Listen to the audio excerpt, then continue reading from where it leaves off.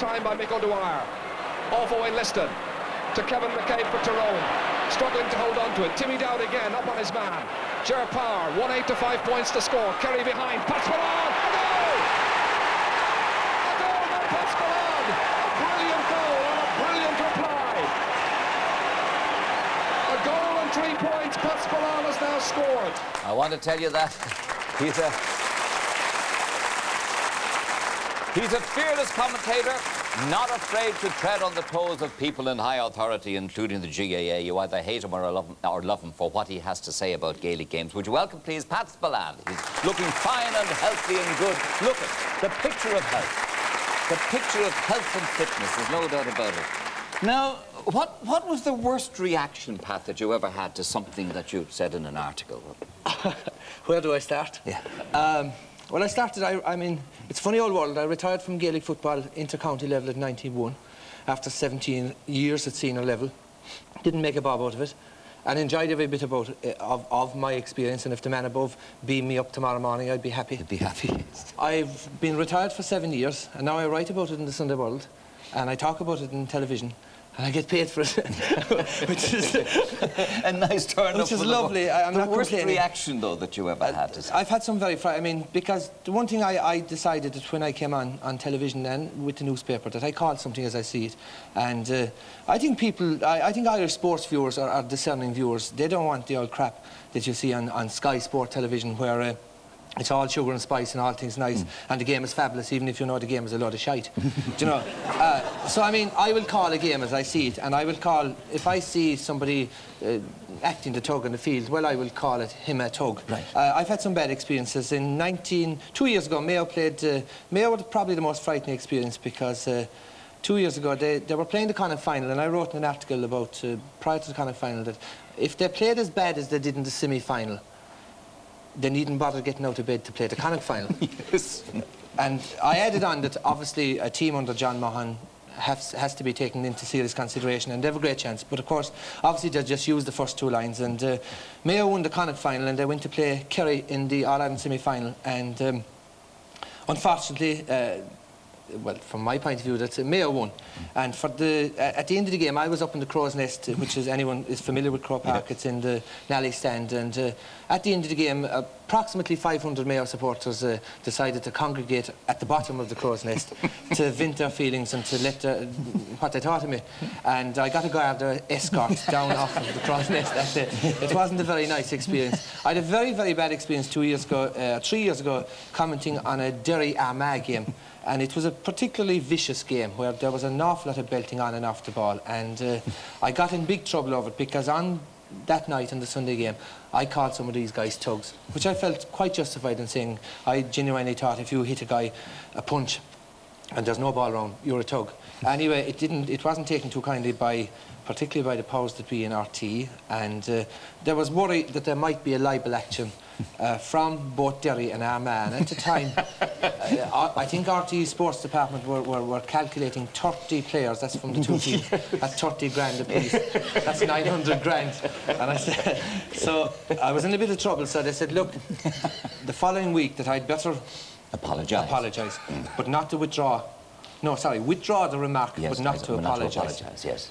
Which I did the following week, and I went 2 steps forward and about 10 miles backwards, and I got myself into deeper shine.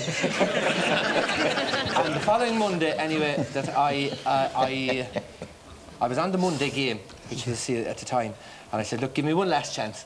Put it on auto cue. I'll get it right. 3 lines, I'll read it out and I'll apologise. And I genuinely, I mean, I don't want to offend anyone in the GA, which I did. And I talked to a barrister friend of mine after, you know, and I say, am I not justified or entitled to call a guy a tug? If he kicks a guy on the ground and there's no ball around, if suddenly, when the ball is at the other end of the field, that a guy, and he says, you're not, so you cannot call a guy a tug. So I actually asked him for advice on that occasion on what can I call a guy the next time such a scenario. So seemingly it's not libelous, I can call a guy a blackguard. But on a tug. I've learned my lessons. Now, in fairness now, I mean, I think outside of that, I get a lot of abuse. I mean, I can't have I don't have an answering machine on the telephone, because the abusive phone calls were just too much. The letters are horrendous. But I can't honestly understand why a guy could spend an hour writing a scurrilous letter to me, abusing me from all, and at the end of an hour's writing, not even bother signing his name. Now, if I did an hour's work, I'd like to get credit for it. Exactly. The only thing about it is, you know, when people, I mean, I can't understand, you know, when people are really full of venom and anger and really want to really express their frustration to you, they can't even hide it or conceal it in the address, because most and unfortunately most of the mail I get is not of the nice variety, and they can't. I mean, the address will be either something like Pat Spillane, so-called expert, Temple North, yes. or Pat Spillane, bollocks. And I mean, County Kerry, yes. And they all get to me. the post knows exactly what's on mine. There's never any doubt.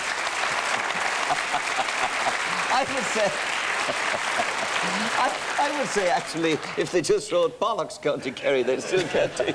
However, possibly. It doesn't affect you unduly, Pat. It doesn't get under your wick. Not a bit in the world. Not a bit in the world, and I have no regrets. I mean, and I think, I mean, I'm not saying it because I'm involved with RTE Sport and RTE Television, but RTE Sport, I think, is the best that there is around. I've said it several times. Because there's no frills, there's no fancy stuff. You get good, honest-to-goodness analysis. Like I said, people don't want to be treated to bland statements on television. They want, if they're seeing a match and there's analysis at half-time, they want it analysed properly, and they want it. And I'm very thankful to RTE Sport. Do you miss playing? Yes and no. Like I said, I played 17 years with Kerry. Never made a bob out of it. But I mean, it's enough. I play. I mean, it's funny the way. I mean, about sport, you know, there's funny thing. There's questions that go through sportsmen's minds throughout their career. Some questions you answer, some questions you ignore, and some questions you can't answer. And I mean, like I said, I really enjoyed my time at Gaelic football. I got injured in 1981 and had a very serious knee operation and was told I'd never play football again. And you know, for 2 years after, I said, I want to come back. Don't ask me why, but I knew there was problems. I knew I had arthritis, and I said, I want to come back. And like all through those years, you know, I mean, I used to take my sister's bike out, which is the lady's bike, and you remember the olden days with the two small wheels. And I used to do a session of 30 cycles up a hill of a half mile, sitting on the saddle. And I said, is it worth it? You know, will it ever come back? You know, to get the and you say, back. I don't know why. I haven't an answer for that. You know, in 1990, I was dropped from Kerry, and I had an illustrious career, and I was very thankful for it. I've all the 8 All-Ireland medals, the 9 All-Stars, the whatever later. And I was dropped. And you know, there's something about a sportsman. Sports people like to go out on their own terms. And I decided, I was dropped from the pen, and I said, look, I want to prove them wrong. Now, why should I want to prove them wrong? I don't know. But I mean, I trained in 1990, and I was 35 years of age. And I trained, this is an amateur sport, and I trained 12 times a week, twice a day. And I used to come home. One of the training sessions I used to do 3 evenings a week was on a hill just below the bar, which is about 40 yards, full of muck and just a cow's field, you know. And I used to tie 2 10-pound weights to my ankles and sprint up there 30 times. And I say, why am I doing it? 2 10-pound weights? 2 10-pound weights onto my ankle. And I used to run up there. Uphill? Yeah, and it was the time I was married, so my wife was delighted with washing the gear every day. But, you know, the other question, the last question on sport, you know, I mean, that hits a sportsman all the time is the last hurrah. When do I get out? I think you might have experienced this symptom now this year, the last hurrah, and when to get out. I mean, a sport, maybe, I don't know, being a talk show host, it's difficult to figure out whether you're doing good or bad. Being a sportsman, when the legs start going, that's the well, end. well, you know it's... Yes. Now, Kerry, and I would be unbiased in my opinion, but Kerry, the team I was involved in, were probably the greatest Gaelic football team of all time. Isn't that right? Yes, that's right. And why? Why? But I don't know, but... why were they? Why? Training, fitness, training, new fitness, methods of fitness new and everything methods. else, We yes. were very professional. Yes. We matched... The Dubs were the first to start in really being very, very fit, and we matched them in 75. Just you reminded me of something. Talk to me about your darling wife, Rosari. How did she put up with all of this? I mean, you must have been missing most of the time. Well... Training 10 times a week. Yeah, yes, well, but the problem is that I got married in 87. Sorry, Yes. Rosari, I nearly got it wrong. 88. I knew it. It's 88. unfortunate that all the dates that I can remember are dates about football. I matches. know, I thought that, yes, I figured that, yes. I won no All-Ireland medal after 86. Now, work that one out. I got married in 88, so... I mean, football... You were distracted. Yes, I was. Football is a very selfish business. I mean, you talk about... I mean, going back to what I was talking about, the last hurrah. Mick O'Dwyer thought in 1989 that there was one last hurrah in us. That maybe we had one year left in us. And we played, it was in 87, we played in the All-Star Tour in San Francisco and we got hockeyed. And for the first ever time, Miko organised a training session on the beach in San Francisco. And we should have known at this stage, he had a run for a half an hour. And the winner of that run was the county board chairman, who was running in his sandals. So I suppose we should have seen the writing on the wall. But having come back from San Francisco, he decided, we all decided, got together and we said, right, we'll give it one crack. We'll train as harder than we ever did, which we did. We did all running. And I mean, we did something like 60 laps every evening of a pitch in Tralee, divided into sort of 30, 20 and 10. And like after a few weeks, you said to Dwyer, how about a bit of variety? This is boring. Yes. And Dwyer did introduce variety, in fairness. We used to do laps of 25, 25 and 10. And sometimes we ran the other direction. But it was around the time I got married. Rosalie, you'll kill me for this one, I know it, but I had... it was around the time we got married, and like, I used to drive from Bantry to home, to Bar, work in the Bar for an hour, which is 34 miles from... And then work in the Bar for an hour, go on to Tralee, which is another 35, 40 miles, train, come back home, work the last hour in the Bar, and it was crucifying, it was absolutely crucifying. And like, you'd hardly make it into bed, not to mind anything else. To follow, yes. And I remember this night, as is the case, I suppose, with newly married couples and newly married brides, yes, that the hand came over and the longing look in the eyes. And I said, Jesus, Alec, will you go away? I'm Ben Jackson. I said, Jesus, I can't do this. We'll go away. And he came over again 5 minutes later. And I said, go away, I'm ready. And she said, if Mick O'Dwyer wanted you to do it, you'd do it.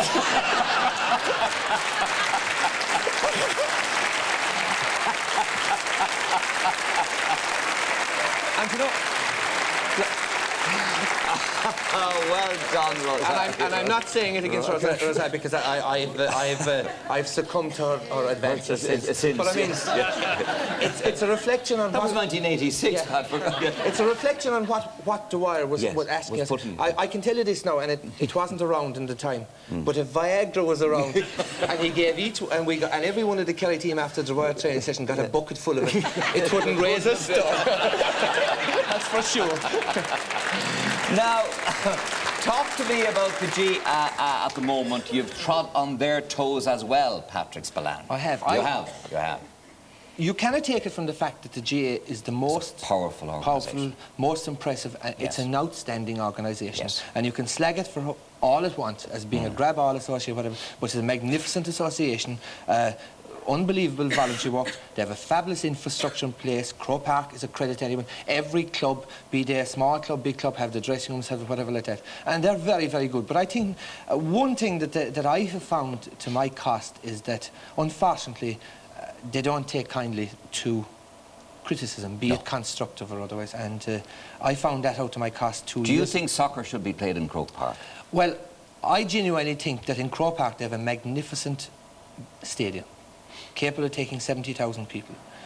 It's a stadium that after September is idle, is not full again until July to the Leinster final.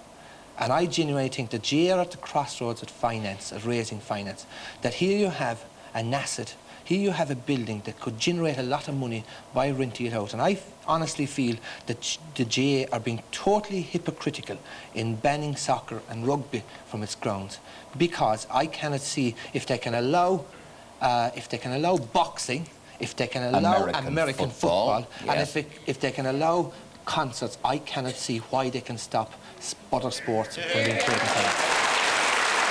Good man. Next question. Do you think... That's a plain, straightforward... Next question. Do you think players should be paid? I think, like I said, I think the GA is at the crossroads. The level of preparation, the level of commitment, the level of professionalism in the game is unbelievable now. The commitment by GA players now, the fitness levels that the GA players have reached now is higher than any professional sport. You saw it last Sunday in Croke Park, the Australians against the Irish. The Australians, some of those, the average wage of those Australians is about £200,000. They're full-time professionals, and at the last quarter, the Irish beat them in fitness. I mean, that'll tell you the level of commitment, the level of sacrifices. I honestly think it's coming to the time that you will have to see players compensated. The history of professional sport in Ireland of full-time is not good because we haven't got a population to sustain it. But I genuinely think that you have to see players being rewarded. The days of guys, I mean, you have to... being a top-class Gaelic footballer now is a very selfish business. And I said if I got married in 1975, I wouldn't have had any All-Ireland medals. I was very lucky that my mother... I was brought up in a footballing tradition and everything was geared to my game. And you worked at it. And I worked at it. I worked very hard. Yes. I mean, now, you're talking about commitment, you're talking about sacrifice, you're talking about no social life, no nothing. I mean, you're not... Most of the players, take the Kerry team, take the Galway team this year, I think they won the All-Ireland football, they had 2 married players. Last year's Kerry team, 2 married players. Maybe 1 child between each of them. The days of married guys playing top-class inter-county football, particularly over a long period of time, is long gone. I mean, I see with Kerry, I think this is one of the reasons why I think that the Kerry team have to be regarded. We were at the top in Gaelic football from 1975 to 1986. That's over a period of 11, 12 years. Totally amateurs, totally devoting everything to the game. And yet, at the end of our time, all we were getting was another medal. And I can see it now. I don't think nowadays, because nowadays it's a 12-month a year. There's no close season. Nowadays, I can't see, say, Galway, what's in it? I mean, when you win an All-Ireland, what's in it? There's 3 or 4, okay, and there's an All-Ireland medal, and that's not to be taken. It's a fabulous achievement. Yes, it's a fabulous achievement. What's in it after that? There's 3 or 4 weeks of a big piss-up. Probably costing you money. Fella slap you on the back. Then you have to go and raise money to go on a tour, selling tickets, whatever like that. Then it's the Christmas social circuit. You go around to the dinner dances, pat you on the back, drink away, whatever like that. And then you go on your tour. So you come back at the end of January and it's a start all over again. You say, what's in front of it for me? You know all the sacrifice, you know the commitment, you know the hardship, you know the torture you have to endure. And you say, what's in it? And you say, well, if we win it, there'll be another All-Ireland medal, another load of piss-ups, another tour. Yeah. And I think it's getting to the stage, it's very, very close. Like I said, it's very, very close. There's a lot of money being generated by the what are you recommending, Pat? Do you think a short-term contract of some kind? Would 6 months or 3 months or whatever? Yes, I think semi-professionalism is the thing. I think guys yes. must be compensated for being out of pocket. I think guys should be in a position to make money out of their fame, out of their notoriety and whatever like that. Yes. I mean, maybe one of the things, youngsters aspire to being soccer players, and nowadays maybe even to a lesser extent being rugby players. And why? Because they see the lifestyle of it's the lifestyle of the soccer player, whatever. And I mean, fast cars, fast women. If I was a good PR guy, I would look. You see the build-up to an All-Ireland final, where you see photographs of some Joe Murphy from wherever the week before the All-Ireland final in his boiler suit at a machine in wherever, Colchimock or whatever like that. And to youngsters, they say, well, they don't aspire to that. I mean, if I was a player's man, I would get a big PR guy that would have newspaper or little snippets of a guy of county players hanging out in Lily's Bordello, or a couple of leggy blondes on their shoulders, a front page spread in Hello. I mean, something that and drive you around in their Ferrari. Right, okay, right. Yes, you know, that would do it. It's an image. Then it's portraying an image of something that players. I mean, the bottom line is, if you can be paid for your hobby, that's the ultimate. Just going back to Mick O'Dwyer again for a moment, what was it about him that made players respect him so much? It's amazing. I mean, his tactics could be written on I don't know why we're talking about him in past tense, by the way. What is it? His but in your day, well, his tactics could be written on a postage stamp. Any fella can train a team, but no fella would have kept the same bunch of fellas motivated for winning a medal 11 years on. I don't know what. He was very good on man management. Miko never criticised you individually. Now, he'd say to you, Burn, you're the best corner forward in the world, and you're going to be the man we're going to build the team around next Sunday. And he'd come to me and he'd say the same thing. But he'd also say, Burton was a waster last Sunday. And you'd know indirectly that the message was getting across. But I mean, one of the things Dwyer saw at an early stage, I mean, he was an unbelievable motivator. I mean, the speeches were the same. I remember one year going out in All-Ireland final that he was doing the tumpy of the table and whatever like that. And his false teeth fell out on the table during the speech.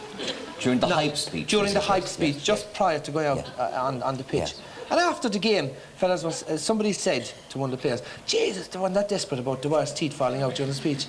And not one of the players saw Dwyer's teeth, because they had been hyped up to such an extent that they weren't physically, they were in the dressing room. Mentally, they were playing the game already. The greatest thing that Dwyer saw at an early stage that All-Ireland medals weren't going to be the carrot to dangle. And we needed, and he started to introduce the tours. And it started with the Canaries and went on to America. And in 1981, we went to Australia, Hawaii, and whatever. And it was a fabulous trip. We raised £109,000, which was huge money, 14. And for the 5 in a row, which we were going for, obviously we had to build up from there, from Hawaii and Australia. And we had obviously tried to choose the most exotic location in the world for when we won 5 in a row.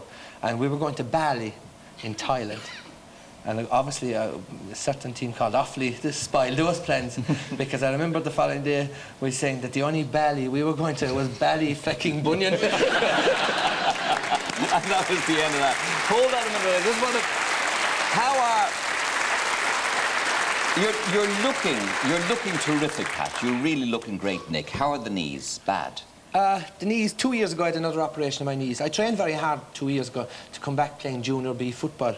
And when you get older, you cheat. So I bought a running machine. And there was nights I watched the Late Late Show, suffering. I don't know whether suffering running or suffering watching. I'm only joking. But anyway, because I trained so hard, my knee collapsed again, and I had an operation. And the surgeon, the specialist, said, "Look, you have the knees of a 70-year-old farmer. Can it get any worse?" I said. He said, "No." And he gave me a jar full of bones that he took out of it. He just took out of the knee that had been there. And he said, "Look, it won't get any worse. Won't get any better." I won't get any play. Now, the one thing I'm riddled with arthritis, and like I said, I mean, I have no regrets about my time. I would go back to it again. I'm riddled with arthritis. One of the things about being riddled with arthritis is that I can, and people who have arthritis will know, when it's about to rain, I mean, if there isn't a better weather forecast in the world than me, I can tell you when it's about to rain. But I suppose under the new regime here in RT, I mean, I won't get a job either. I don't have the looks or the legs or the cleavage, I suppose, for this job. Well, I don't know about the legs, but you have the looks, Pat. One last thing, and I have to let you go, then we have to close because we're already over. Noel Carroll today, isn't it dreadful that a guy so fit and such a sportsman all his life should drop dead? Yes, it's very sad. I mean, isn't it shocking? I mean, when you can live life by the book, and he did live life. He never drank, never smoked, and you say, I see it in the bar. He ran every day. Yeah. Ran every day. You see it in the bar. I mean, you see guys in the bar. I mean, that drink every night of the week, and I am very grateful to them for that. And you say, I mean, they're prime candidates for popping off. And the guys who you say are prime candidates for popping off 30 years ago, they're still there. And you wonder, I mean, they complain about the weather and they complain about losing a football match. And at the end of the day, as long as we have our health and as long as we can get out of bed, we've nothing to complain about.